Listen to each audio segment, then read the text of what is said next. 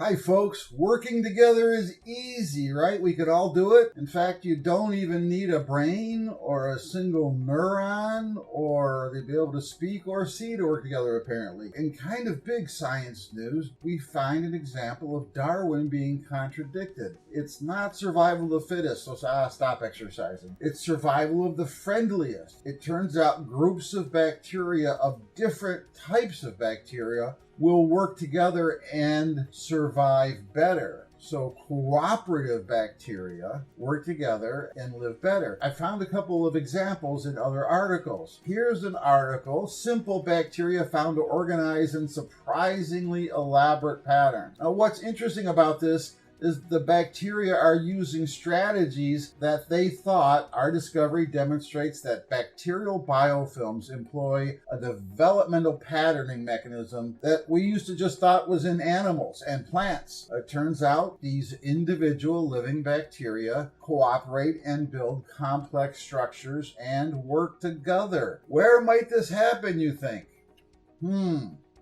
How about right in your mouth? The bacteria in your mouth organize themselves very cleverly to give you a cavity. Isn't that interesting? They're organizing in concentric rings, sort of like this corona. There are bacteria outside that are protect the bacteria inside that are attacking your teeth. Honest, they're working like a small cooperative community. We're just figuring out how this happens, but it happens. Things without brains and neurons work together, and in these articles, they distribute work to each other and do different kinds of work. And it goes even further when we look at the ability of small organisms to cooperate.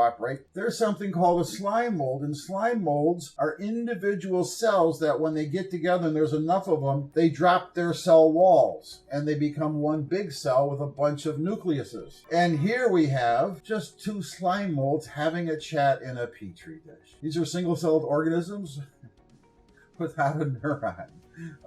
So bacteria are surprisingly organized in our bodies and around us in ways that we never realized. And science is really trying to figure out how to think about this differently. This has been Coach Dennis with an almost somewhat daily science news.